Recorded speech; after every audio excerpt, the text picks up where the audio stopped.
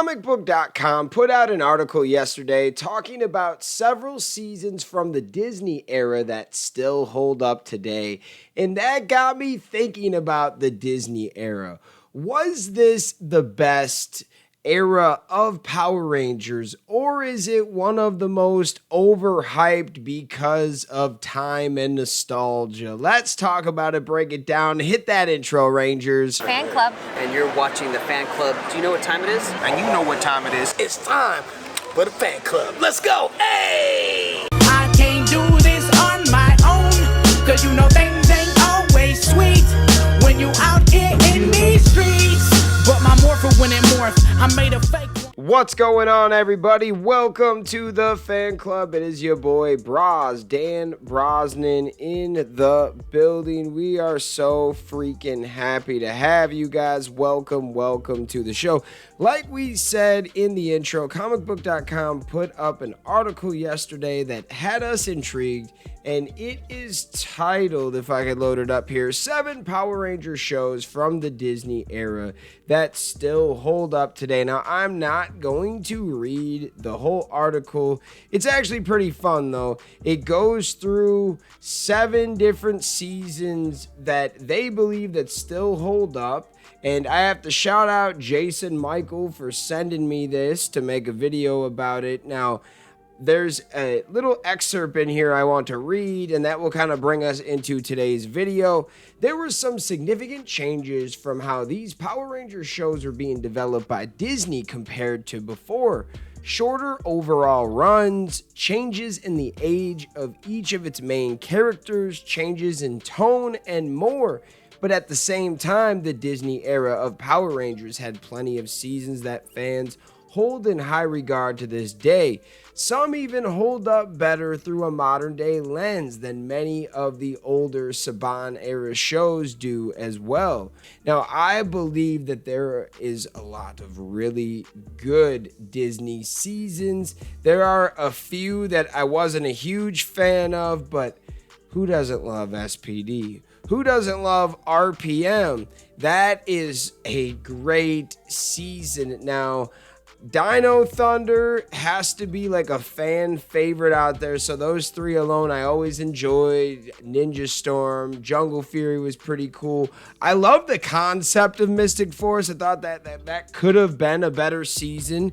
And then, there's a few seasons that weren't my favorite, like an Operation Overdrive of the world. But RPM was something very special, but we have to remember that RPM came about because, just like Power Rangers in Space, Disney was done with Power Rangers. And in Power Rangers in Space, Saban was done with Power Rangers. That was going to be their last season. So they gave the writers and the directors pretty much free reign to do whatever they wanted. And that's why In Space was so good. And that is a huge reason why RPM was so good.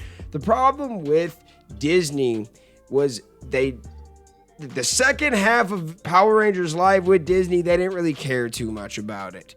They always put it on the back burner, and my biggest problem with them was they never put this show on Disney Channel. They would have had million more fans if they just put it on there, like put it on with the American Dragon show, right? Like have a little power hour with Power Rangers once a day. I'm telling you, more kids would automatically watch the show. And then I wanted to get into a comment from Bailey Walker on one of my shorts yesterday, because they had the spidey sense that I was going to make a video about this. And when I read this comment, I'm like, yo, this goes right with what we're talking about. So let's get into it. I get the way people say that the Disney era was the best era of Power Rangers, but in my opinion, it's also the worst era of Power Rangers. Yeah, we got some of the best shows in Power Rangers, but the behind the scenes info paints a different story. Disney didn't care whatsoever about the Power Rangers brand and was going to completely abandon it once they purchased Marvel. The only reason why RPM was made is for a toy contract. when the news came out about the Disney Plus show and people saying Disney got the rights back to Power Rangers, I understandably got pretty worried because of Disney's past actions with the franchise and Disney's current way they handle their IPs.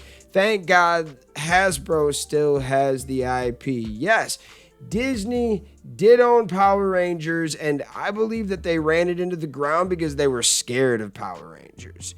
They didn't know what to do with it when they should have just doubled down and made it more accessible, because they were making some pretty cool Power Ranger shows, but they never gave it like the original Disney treatment. Did they even? No, they never even made a movie for it or anything like that. They didn't treat it like every other Disney brand. They treated Power Rangers like a cheap toy, like a cheap knockoff show. They moved it to New Zealand to save money because they were going to cancel it. And then I remember there were some writers and producers that ended up convincing the Disney executives to just moving it to New Zealand so they can save a bunch of money and still make all the toy sales with Bandai and stuff. So like there was a lot of room for improvement that Disney could have made. They had some cool writers, some cool directors with the show, and RPM came around because the toy deal. They were kind of talked into making like Jungle Fury and RPM a few more seasons and then they were done, but RPM was so good because Disney didn't care. Whatever you did with it, just make a show. We're going to give you $1 million or $2 million. Like, it was a very small budget for a TV show. I know that like one of the directors walked out. So like there was a lot going on behind the scenes with Disney and the Power Rangers staff. It was quite crazy, and that's why I don't believe Disney era was the best, because we lived through it. Okay, so if you're going off nostalgia and ratings, it's gonna be like the first few seasons of Mighty Morphin, right? Because like that's where everybody got hooked. If you were into Power Rangers back then, if you were alive back then, you just saw the effect even if you didn't like Power Rangers. I believe the best era of storytelling and Power Rangers in general is that mid to late point of the OG Saban era. So In Space, 1998, all the way to Wild Force in 02. And I know that like Wild Force was technically made by Saban, but then that second half came out on like ABC Family. It was a Disney acquisition, so half of the season of Wild Force was technically Disney, but since it was created by Saban and it was just kind of sold, we're still gonna call that like an OG Saban era show, just because they had Forever Red and everything like that. So that makes sense to me. I feel like from 98 to 02 is the best era. However, Disney had some really cool seasons. So if you say Disney era was the best, we're not going to argue with you.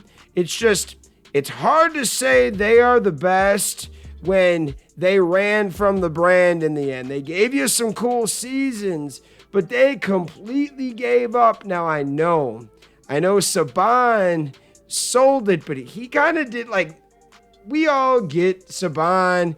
He's not the nicest guy, but that dude knows how to flip some money. What, he sold Power Rangers for a bag and then it ended up buying Power Rangers back for a fraction of what he sold it for. Like, dude is like a Frankenstein genius. Like, he might be good one day, he might be bad, but dude's always getting his money.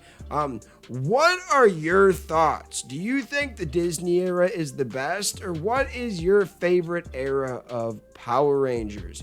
Do you think the Hasbro era is the best? Do you think the OG Saban era is the best? The Disney, the Neo Saban era? Let me know in the comments.